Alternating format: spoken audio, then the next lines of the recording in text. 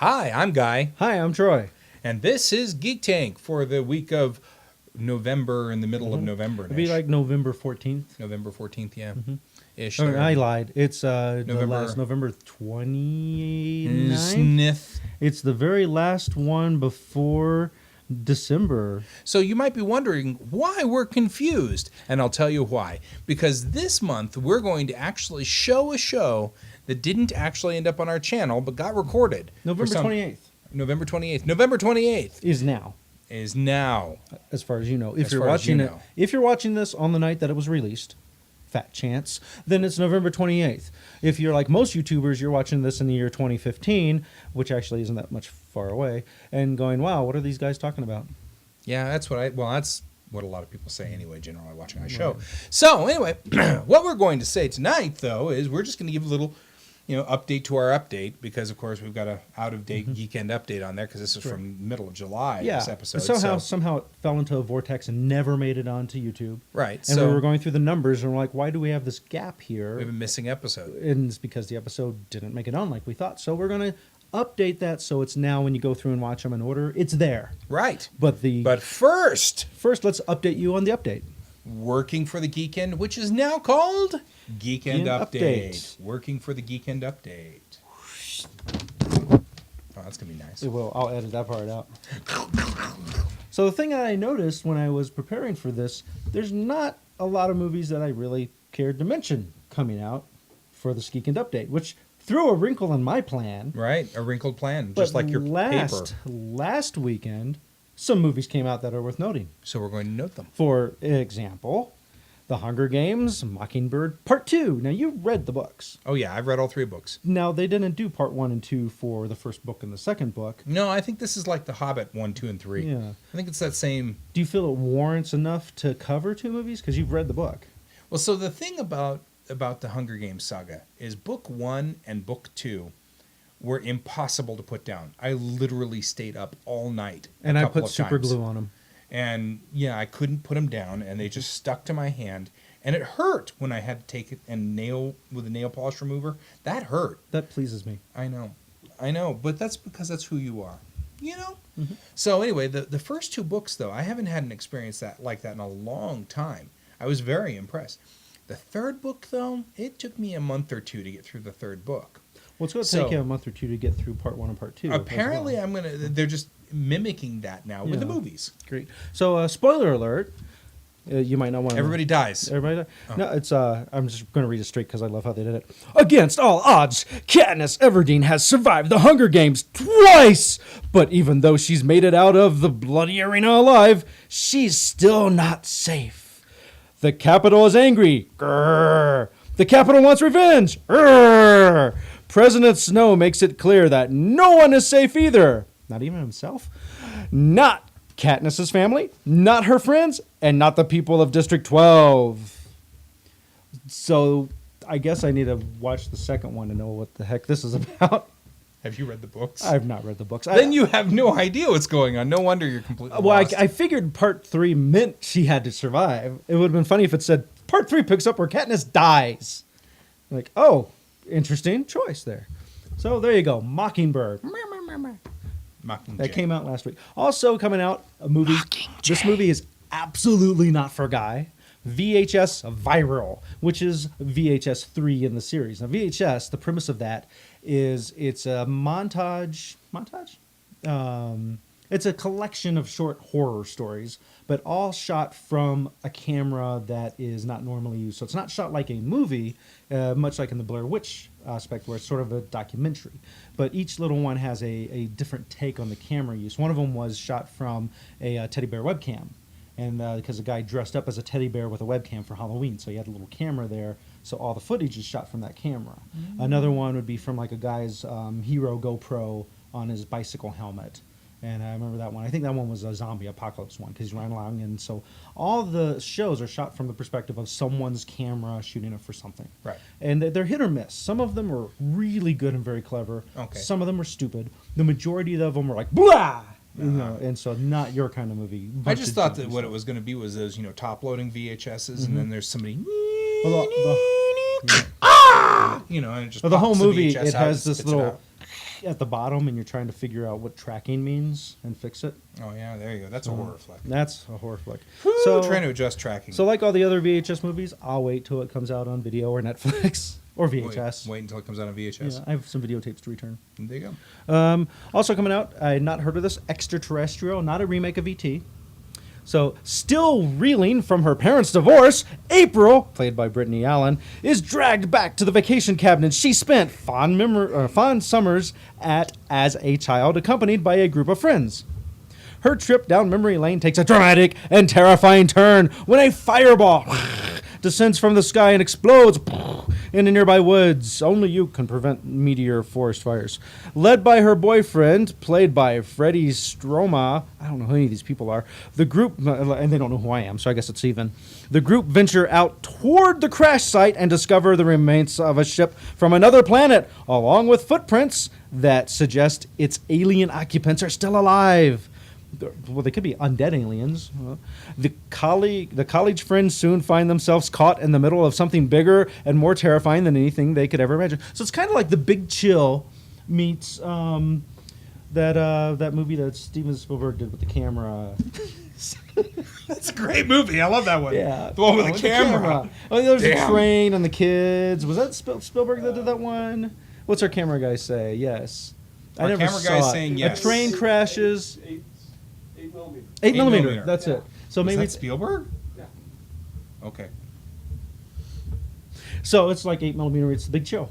The Big Chill. Like anybody out there knows what The Big Chill is. That would be the 8 chill. The or 8 the chill. big millimeter. Totally different movie. And so that's the movies that came out last week. This week coming out is some games that maybe somebody be interested in. Super Smash Brothers for Nintendo 3DS and Wii U. Wii U.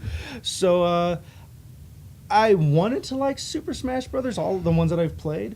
I have a hard time keeping track of who I am in all the chaos that goes on, especially when you have 4 players. I know you've played it because Alex plays it.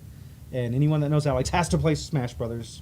I have a very explicit rule to play the same character for that very reason. Usually I play Samus. Unless somebody else plays Samus. No, then I don't play. Because then I don't know who the heck I am and I get lost. Even if they're different It's characters. the same reason why I have the blue rule for game whenever I play games. I always play the but I always play the blue pieces So you that I don't get confused. Get confused because ultimately I will, and then I'll move the yellow piece, and then the blue piece will be moved, and then everybody yells at me, and then the game becomes no fun. Except for those yelling at you. Yeah.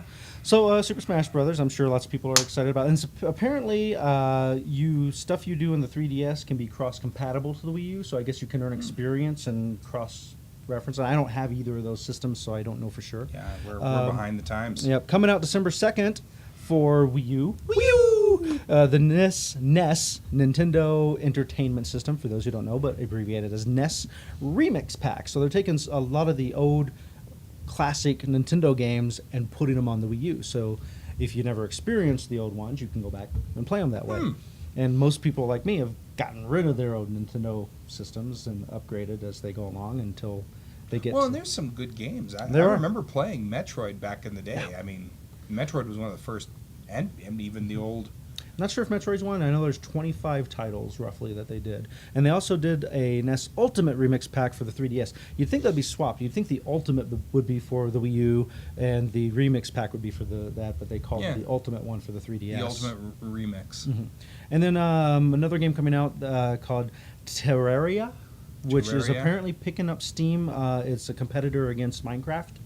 Kind of similar concept coming out for PlayStation 4 and Xbox One. It's already out for PC and tablets and such. The way they describe it, the most extraordinary action-packed adventure is just a pickaxe away, swing away. Welcome to Terraria. Explore vast and vibrant worlds with your friends and encounter treacherous perils, including hundreds of twisted foes, magical creatures, and mighty final bosses. Hundreds of hours of adventure are waiting for you in the fantastical world of Terraria. Dig to literally the ends of the earth and then craft with what you discover to make amazing armor, weapons, and other items. Maybe coffee? I don't know. Build fantastic dwellings with only your imagination as your limit. The world is your canvas. So very Minecraft-esque. Sounds like it. I like the idea of digging and then To the end of the earth. And not somehow falling all the way through. I was thinking more along the lines of, I've got a lot of dirt. I've got dirt armor. Well, that's from what I remember. Minecraft, you dig, find different minerals, and that's how you build. So I'm assuming it's the same thing.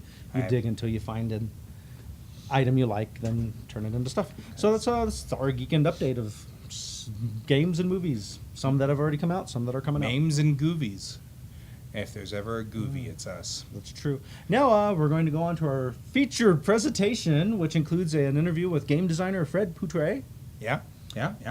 And we will not actually be in a silhouette at the bottom, but think we will be. Mm-hmm. Imagine. It'll be awesome. See you later.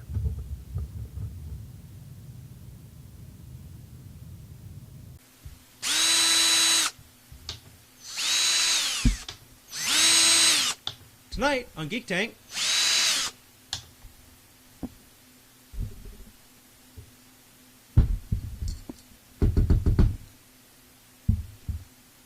Deconstructing game design. GeekTank.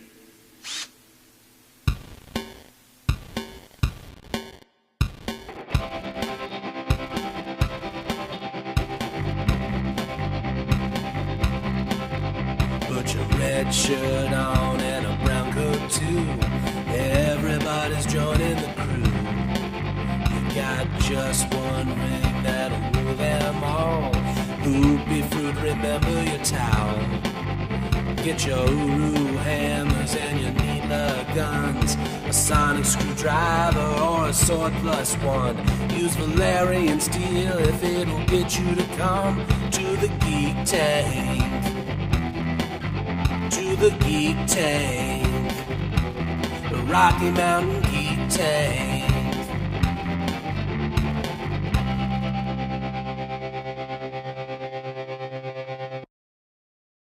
Hi, I'm Guy, I'm Troy. and this is Geek Tank for the week of July 16th, 2014. Tonight, we have mechanics of tabletop gaming with our special guest, Fred Poutre of Cloven Games. But first, it's working for the Geekend. That's right, working for the Geekend. When I tell you about stuff that's coming up this week, which means if you watch this in rerun, wah. So, video games. We have Oddworld New and Tasty coming out for PS4 on July 22nd. It's a reincarnation of the classic platform adventure Abe's Odyssey. Which thing I thought was interesting about that is you have pretty much unlimited lives and you die a whole lot. And the fun part of that game is seeing all the different ways that you can have your weird alien character die. And that's for PS4, said it. And next we have Dark Souls 2, The Lost Crowns downloadable content trilogy. And that's coming out for PS3, 360, and PC. And that brings 3 harrowing new chapters of dangerous Dark Souls 2 gameplay. I have not played Dark Souls or Dark Souls 2, so now there's even more Dark Souls content for me not to have played. So it's just too much content in this world, and we're going to talk about that on some show. Yeah, we're very contented. And coming up on Friday, July 18th, is something different. It is Star Wars, Shakespeare Star Wars Party with Ian Dosher. Dosher has written a book using the pandemic rhythm, iammeter, urameter, we're amateur. Who's an amateur? Iammetic pentameter. Ah, there you go. Pentameter. He's done that with the Star Wars saga, and he will be there doing a reading from his new book, and that's free to go to. It's 7 p.m. at, I've got it here somewhere, I believe it's blue, the Tattered Cover. Tattered Cover, awesome place for books. Yeah, I love the Tattered Cover. And then movies that are coming out. We have a couple of horror films coming up on July 18th. The Purge Anarchy, which is part 2 of the Purge series. I want to see these because the premise sounds really interesting. It's about once a year, all crime is legal to get away with. So there's all this murder and stuff that takes place. And it's to just get it out of people's systems, so then it lowers the crime rate for the rest of the year, is the idea. So it's an interesting dystopia concept for a film. So I'm going to make a sci-fi version of that, which is the get the heck out of here and live on the moon for one yeah, day of the year. hide in your refrigerator at home. Exactly. So and then that saves you from nuclear bombs. I learned that from the Crystal Skull Crystal with Indiana Skull. Jones. Best movie ever. I think our cameraman I died. lied. I lie. I lie. It is not. Hopefully, they're doing another Indiana Jones movie. They just ignore that they ever did that one. And the other movie coming out is called Aftermath. It's a post-apocalyptic survival film, and it's set a zombie-like survivors. So they're not actual zombies, but they're zombie-like that they have to fight off. So it's kind of a zombie post-apocalyptic thing without actual zombies. So zombie survival. Zombie-esque. Okay. Have you been voted into the pot to be eaten? Yeah, you've been voted into the brains. And coming up a little bit further away, July 25th to July 27th, I want to give you plenty of warning for this, is Conclave of Games, and it's going to take place up in Brighton, Colorado at the Crown Plaza, and it's a gaming convention, so if you're into playing games, this is the place to go, especially since it's relatively close to Denver and Colorado, and we are the Rocky Mountain Geek Tank. Yeah, we are. So that's all we really got for this Sweet. geeky weekend coming up. Geeky week. Go play games, go play video games, go watch movies, go have fun, go to these special events. Go do all of that. And first, let's go to The Thing. Book of the Geek. It's Okay. time for Book of the Geek. Let's go to that geeky book. Book of the Geek and engage. Hi, I'm Mariah. I'm standing outside Fireside Books and Coffee at Hamden in Delaware, where they have good coffee, good books, and a surprisingly large collection of old typewriters. And this is Book of the Geek. First, I'm going to talk about Wonderstruck by Brian Selznick. Brian Selznick is the author of The Invention of Hugo Cabret, which was made into the movie Hugo and won the Caldecott Medal, which is an award for picture books because of Brian Selznick's beautiful illustrations. I expected Wonderstruck to have a fantastic element, like The Invention of Hugo Cabret.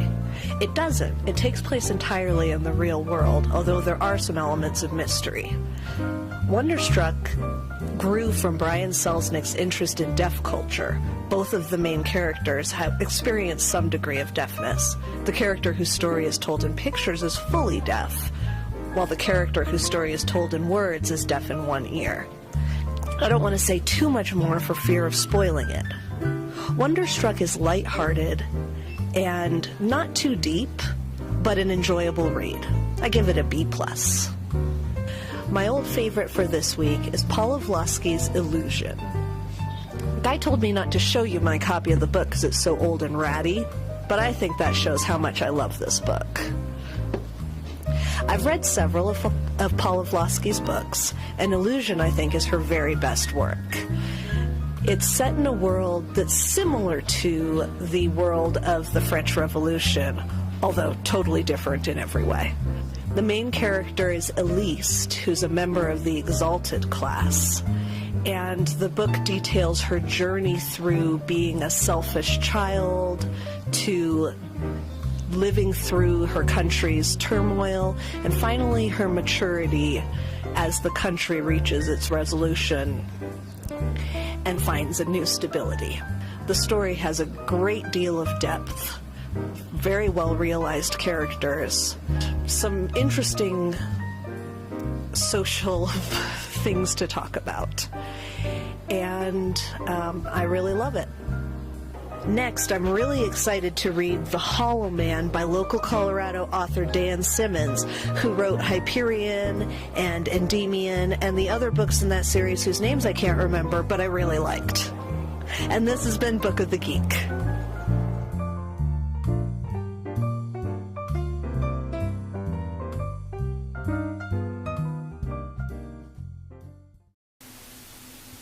Thank you, Maya. Wow, that was kind of cool, actually. Yeah. She's really nice. I wonder if I can marry her. Maybe. Yeah. Can I marry your wife? I have a wife? You have a wife? Oh. We have a wife? We are not married to each other? Wait. Okay. So, today we're doing deconstructing game design. So what we're talking about, this is a topic that comes up a lot with us being gamers and nerds and geekies, and is what makes a good game and how do you classify different games? Yeah. How do you classify different games, oh wise one? How do I do it? Good, bad, really bad. Yeah. Oh, I'm never playing this again. Well, I've got It's only when you're drunk. got a pretty impressive collection of games, You and do? We all doing do, it actually, come to think of it. alphabetized was how I wanted to, but because games come in different sizes of boxes and stuff, I decided not to do that. So instead, I've got it by level. I've got two categories, first of all. Competitive and non-competitive. Okay. Because you prefer the non-competitive games. I do. I prefer to play as a team. Yeah, so I figured, why not? That's a good way to start. Mobile frame. That's Mobile very frame plays. competitive, but you're working on a version of I'm working on a non-competitive. version of mobile frame that's teamwork. Okay. And then I break it down into length of time it takes to play. Sure. So the games on the top shelf you can play usually within 30 minutes or less, and then the more expensive games are lower to the bottom. So that way you can run down and look at my bookcase and go, oh, we only have an hour and we want to play a competitive game. Here's this. Let's pull one of these up. So that's how I've got it broken down. So when you do that, does that let's talk about this from the game design point of view. I want to build a game. Is that something I should be thinking about when I build a game? Yeah, you pretty much need to decide how you want it to run. Yeah. Now, the thing I've noticed, too, is games tend to break down into roughly 3 categories of how you win. You got the pyramid or the tier, meaning one thing beats everything else, and then as you go down the next step, that thing beats everything below it. So A is greater than B, C, D, and E. B is greater than C, D, and E, and F. So example would be poker. Right. Because you have one winning hand that beats all other hands, and then you have a tier of what beats. But the next step percentages down. to get to that top tier. The top tier is riskier and harder. Right. Okay. They have rock, paper, scissors. Which something just occurred to me when I was writing this down was, why do they have it written as rock, paper, scissors? Because rock does not beat paper. Why doesn't scissors, paper, rock? But in any case, In Japanese, that's called jankenpon. Gesundheit. And so that's where you have a case of one thing beats this other thing, but that other thing beats another thing, and then it works its way around. And I consider Magic kind of a rock, paper, scissors game. Okay. Yeah, I can kind of see that. Yeah. Because it's like, my deck is awesome, but this other deck could totally beat my deck. But there's this other deck that could beat that deck. So it's Right. a kind of that cycle. Then you have Race to the Finish, Okay. Candyland, Monopoly, kind of thing. And then you Right. have or best position, so you're racing for the best position.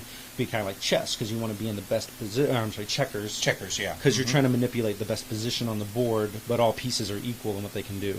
Okay. And then it's kind of, you can mix those together and get different types. Kind of different versions therein. Right. So everything sort of, you're saying that everything sort of spawns from one of these 3. It feels like that to me concepts. and what I've done, and then you have levels of complexity Sure. that runs into that too. Sure, There's a obviously. game called Win, Lose, Banana, I believe, that it's like 3 cards.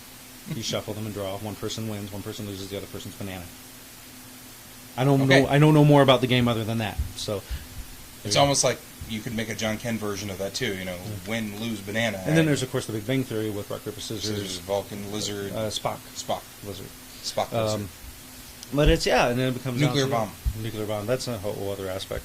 But yeah, that's games, and in their essence, and then you're trying to figure out the complexity of them. And of course, the more complex it is, the longer it takes to play. A friend of mine came up with a thing called friction for games. The friction is how many people does it take to play it to have fun. Right. Because some games are only really get good when you have 4 players. When Sure. you get 3 or less, then it loses it. Right, So right, 4 right. is that sweet spot. And then how long does it take to teach somebody to play that game? Can I teach you to play it in 10 minutes and can we start playing, or does it take me an hour to teach you how to play it? It's kind of like the Drake equation of games going on. Yeah. And then how long does the game itself take to play? Right. How long does another factor? How long does it take to set up? Because my favorite game, HeroScape, if you start at the beginning, it takes a long time to set up because you got to build the map. Sure. So that's sure. one of those that's better to have pre-built when people show up to play. It's an interesting thing. So you have level of friction for gaming. Level of friction. Huh. It's like the Drake equation. I like this. What's your friend's name? Marcus It's Perry. the Marcus. The Perry equation. The Perry equation. We will now dub this the Perry equation. So saith GeekTank. And we have a game designer, a friend of yours. Yep. That we're Fred gonna- Poutre. Going to be interviewing coming up. Who's of Cloven Fruit Games. And yeah, we're after this break. We'll talk to him. I'll talk to him. Yeah, I'm gonna beam out. It's really sad. Or fun. But anyway, we'll talk to him right after this.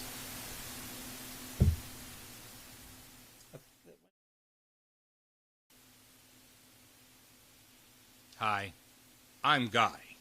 You may know me from such shows as GeekTank and GeekTank.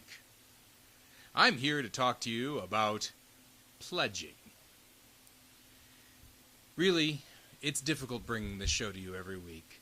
We love doing it. It's a great joy for both Troy and I. But it costs money. And if you enjoy the pieces that come with this show, this Geek in Space, Book of the Geek, and Working for the Geekend, and you get some value out of it, consider pledging a little bit of money to us. Go to patreon.com/GeekTank. You can pledge any amount you want, 20 cents a month, $100 a month, $50 a month, $1 a month, whatever you want. But consider doing that because we love doing this. We love doing this for you. Thanks.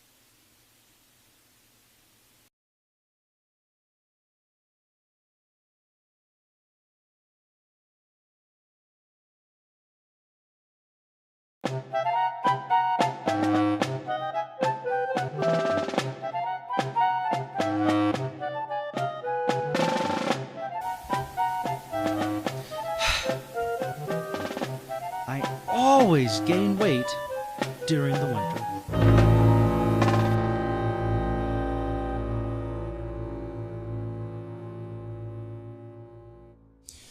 That was a hilarious episode of Springs, written by Guy Davis. I really like Springs. Springs is a fun cartoon. He owes me a book. He owes you a book. I will make sure I tell him to give you a book. Hey, Guy, give him a book. Okay. So, we are here with game designer Fred Poutre. Welcome to Rocky Mountain Geek Tank. Thank you. And we are going to talk about game designing with you and what got you into game designing and so on. My first question would be, what attracted you to game design? I never set out to be a game designer. I come from a family that plays dominoes, cards, board games, and so I was always exposed to games, and I always notice patterns and numbers because my day job is a math teacher, so it just kind of came naturally. There's a lot of statistics in games and Yeah, and math. I imagine that. pattern manipulation. Yep. So I can see that. Cool. What game was the first that? What game was the first you made, and when did you make it? We had a board game day in 4th grade, and I forgot to bring whichever game I was going to, and so I pulled whatever random junk I had out of my backpack, and it was this chunk of wood and has this little knob sticking out of it, and it had a hole in it, and I had like a handful of marbles, and for some reason I had a die in there. I had a 6-sider in there, and so I was like, I can make a game out of this, and I made some game, and my classmates thought it was fun, and yeah, I don't even remember. Of course, I've lost all the pieces. It's like Calvin Ball from Calvin and Hobbes. Yeah. Just made up the rules right there. Yeah, that was my first Nice. How many games have you made? game. Complete, somewhere between 12 and 20, but of course, there's a lot of them that are like partially made and on the drawing board, or made and then forgotten about. Yeah, because I imagine with the process of making games, there's a lot of elements you got to go through, and so you Yeah. have a lot of unfinished projects that you cycle through to get back to. One of my games actually started out as 2 completely separate games, and I realized they had very similar mechanics and kind of a similar theme, so I just threw out the other 2 games, merged them together, and simplified it. Nice. What is your favorite game that's already out there on the market? It kind of varies with who we're playing with. Currently, we're playing a lot of Gloom by Keith Baker. Gloom, for those of you who don't know, is a game where you pick one of the families and you tell a story, and it's very creative in the process. And I'm guessing that's part of the reason why you like it. Yeah, I like it. It's fun. It's kind of like we have lots of role-playing friends, and we don't necessarily always have time to sit down and actually role-play. It's a little bit more time involved. And Gloom's kind of like role-playing, kind of do the storytelling thing. Because you're It's quick and assuming easy. the role Yeah. of one of the families. Yeah. So you are role-playing. Nice. Yeah. And it's like you said, that's something I mentioned when someone asked me what's the best role-playing game system. I'm like, well, it's not really the system. It's the people you play with. Yeah, more often than not. Yeah, because you could have a bad game and still have a fun time if Yeah. you're with a fun group of people. You could have the best game in the world, be playing with people that you really don't like, and it's not going to be a fun time. Right, yeah. What, along those lines, what is the game that has most influenced you? Would it be Gloom or? No, I can't say there's one game. I play lots of games. I go to conventions. I try to play games. Usually I'm busy with my stuff, but I try to play as many games as possible.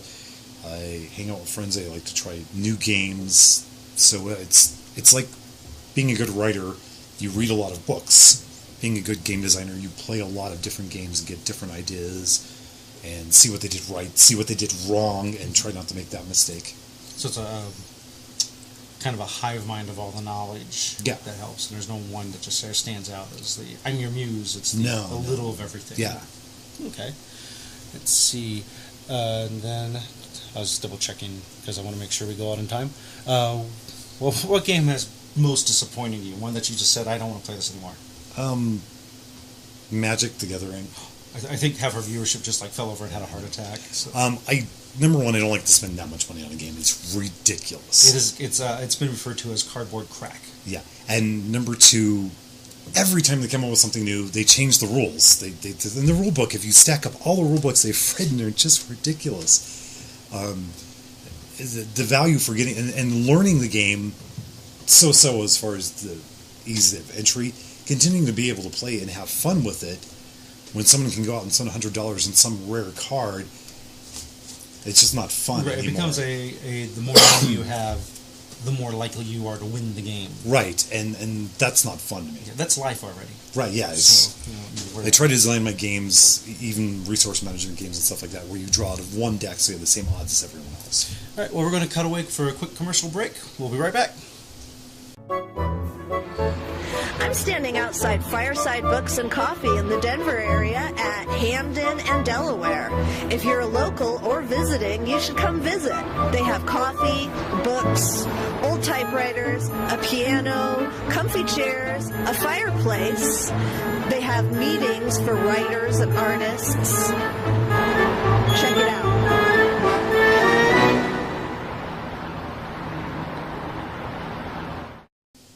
And we're right back with two backs.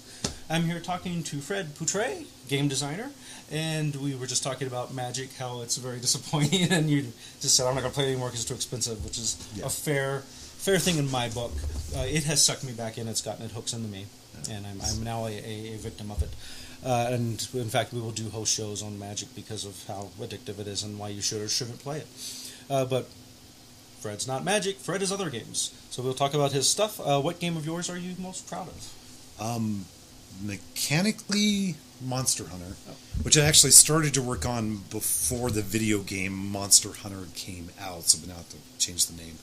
I achieved the most with it with the simplest rules. I achieved the most being able to move around and have the most complex interactions. So from a game standpoint, that's my favorite one. From just a fun standpoint, I would say Super Rock, Paper, Scissors, or Super RPS. It's the one that people seem to have the most fun with. So, as far as one my company puts out that's not by me, Moon Miner is by Dan Sparks, and it's the one we're working on right now. It's almost done, and it's a really good resource management game. So created by Dan Sparks? Yes. And so it's produced by your company? Yeah. Okay, he's actually one of our partners. Nice. So. Sound like some pretty good gems to have. What we'll do is in a special extra segment that you can see by going to YouTube at some point. Not yet, but well, maybe yet. You know how the whole time thing works. You'll get to see us play these and highlight them, and very much like Will Wheaton's Tabletop, but better because it's us.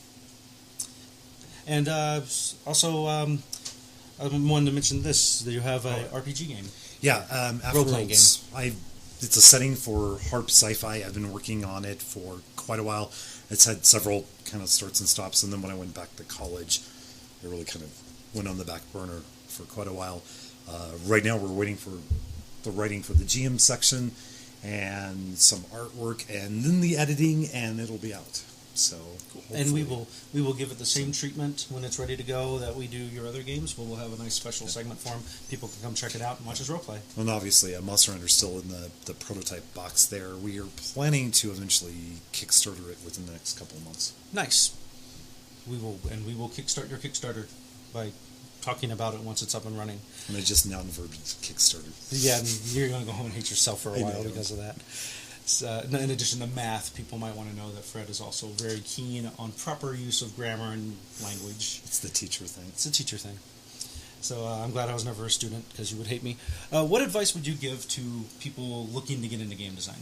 Kind of the knee-jerk reaction is don't, but it's kind of a joke. Mostly be really, really patient. Be willing to work your games out. Think ahead. 20 years now, if you're still selling a game, what do you want to do with it? How do you want people to play it? How do you want people to buy it?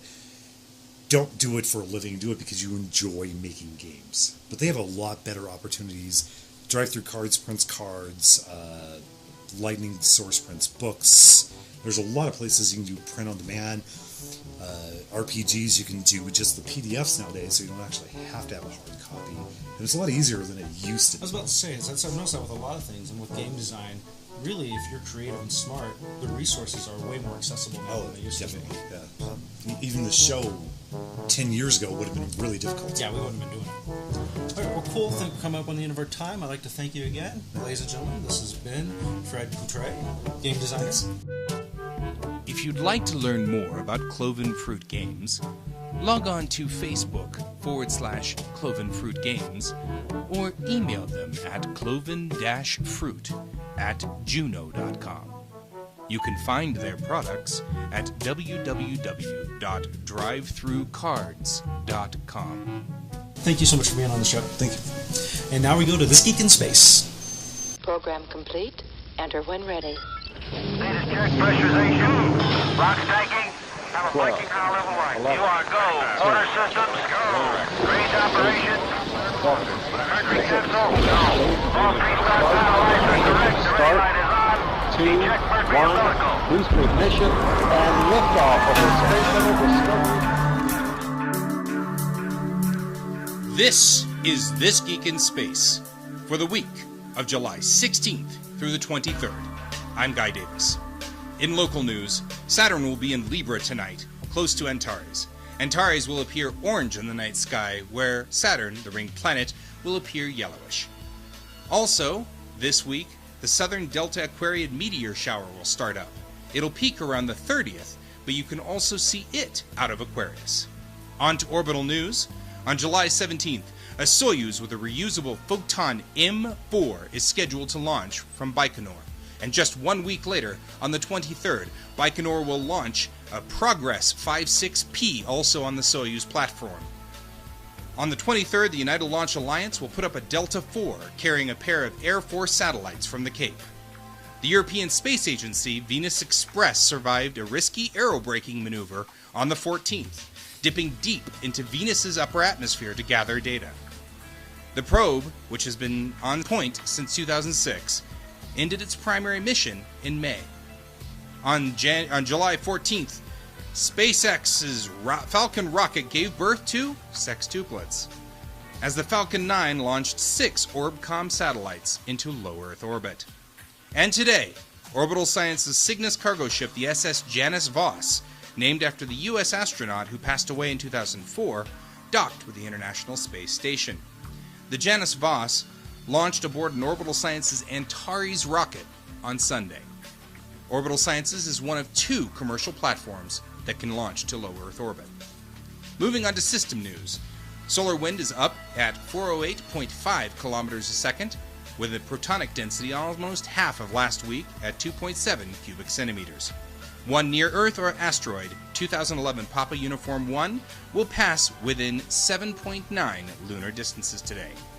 This coming Sunday marks the 45th anniversary of mankind's first touching down on another orbital body. On July 20th, 1969, Buzz Aldrin, Neil Armstrong, and Michael Collins made it to the moon. In interstellar news, NASA's Hubble telescope spotted a strange celestial string of pearls wrapped around the hearts of 2 merging elliptical galaxies. The 2 colliding galaxies, which lie within a cluster known as J1531 plus 3414, are both about 330,000 light-years wide. And that's all I have for today. This is Guy, signing off.